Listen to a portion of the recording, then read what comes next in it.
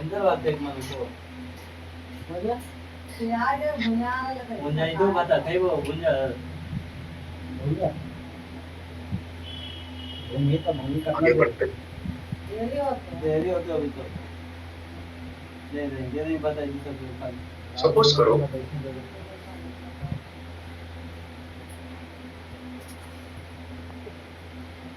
एक सरफेस है जिस सरफेस पे हम दो ब्लॉक रखते हैं।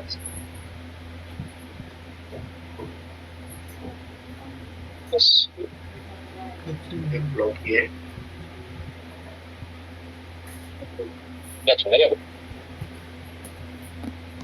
और एक ब्लॉक इसके बगल में सटा हुआ सा है।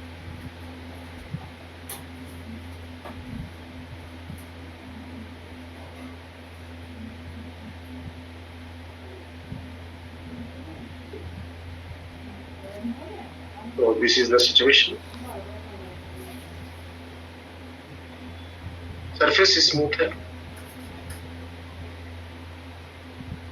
इसका मास m1 है, इसका मास m2 है और हम इसको एक फोर्स P से, एक फोर्स F से पुश कर रहे हैं। कहता है कि if a force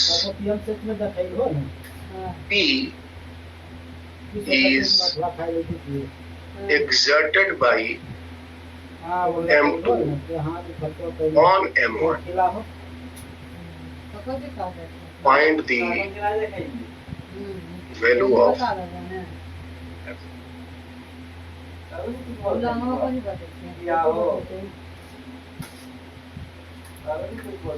This is the question. यहाँ F निकालना है और इंफॉर्मेशन में ये दिया है कि जो मास M2 है वो M1 पर एक फोर्स लगा रहा है। तो ये फोर्स का वैल्यू कितना लग रहा हो? This is the question. सतह स्मूथ है।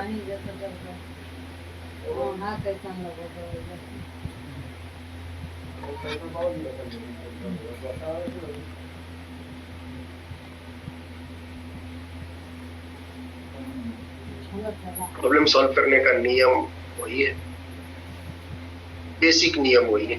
पहले आप बेसिक सारी चीज सीखिए।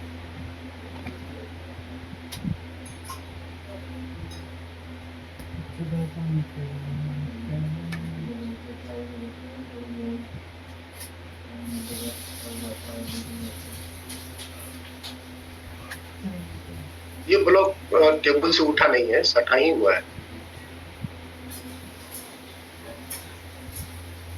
ये नहीं समझना कि हवा में लटका हुआ है, ऐसा नहीं।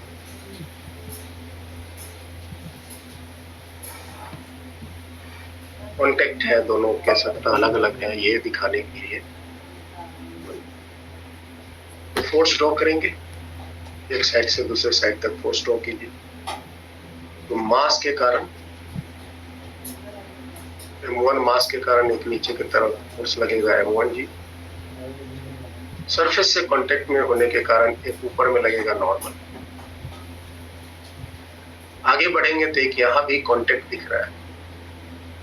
तो इस जगह पर M1 मास M1 के कारण एक फोर्स लगेगा आगे की तरफ M2 पर।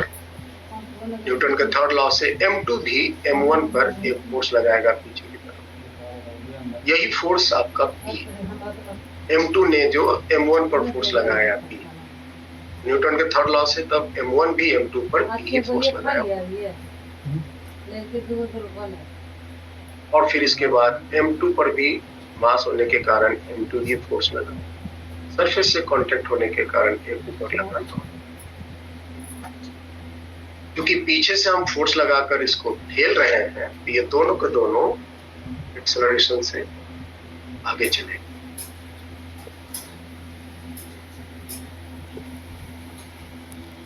जब आप फ्री बॉडी बनाने में पूरी तरह कंफर्टेबल हो जाए तो आप equation, force equation direct force body diagram से भी लिख सकते हैं। और जब तक आप कंफर्टेबल ना हो तब तक आप फ्री बॉडी बना बना कर इक्वेशन लिखिए। जैसे इस M1 का हम फ्री बॉडी बना रहे हैं, उतना बड़ा बनाने की जरूरत नहीं है, सारे फोर्सेस बस आप डायरेक्शन वाइज। ये आपके मास M1 है, नीचे फोर्स लगा M1 जी, ऊपर में एक फोर्स लगा है नॉर्मल, आगे एक फोर्स है F और पीछे की तरफ एक फोर्स है P, और ये एक्सेलरेशन से आगे।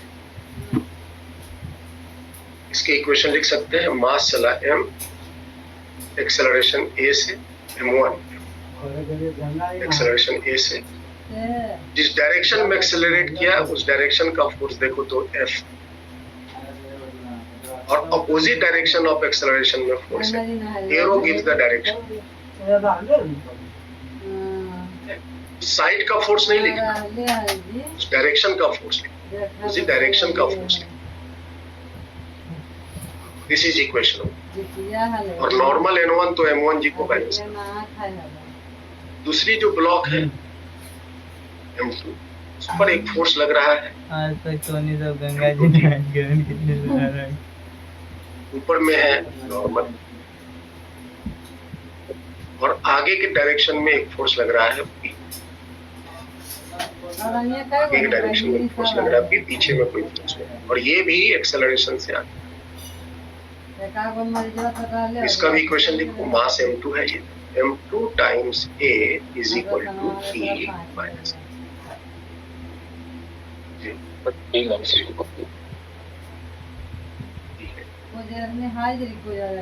E minus M। तो वेल E का वैल्यू निकालना था। आप क्या कीजिए, पहले दोनों को जोड़ दीजिए। जोड़ देने से फायदा क्या होता है, लेफ्ट साइड में M1 plus M2 into A is equal to P cut जाएंगे। यहाँ से एक्सेलरेशन निकलेगा, एक्सेलरेशन तो हम डायरेक्ट भी निकाल सकते हैं, नेट पुलिंग फोर्स दे सकनी बताओ ऐसा।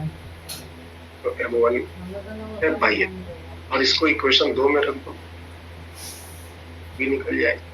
तो P is equal to M2 into A, M2F by M1। This is the answer. P निकालना था।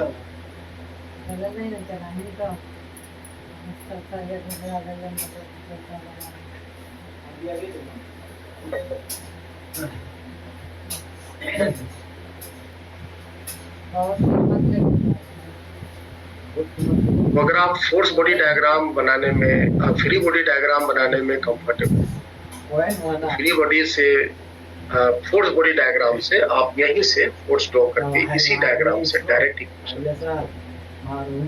क्योंकि आपको सारे फोर्सेस तब स्पष्ट दिखेंगे कौन किस पर कितना डायरेक्शन में, इस डायरेक्शन में फोर्स लगा। और जब तक आप कंफ्यूज्ड हैं या कहीं पर सिचुएशन में आपको दिक्कत हो रही है तो फ्री बॉडी बनाकर चलिए आज हम लोग यहीं तक रखेंगे। आपकी संडे कल भी क्लास होगी।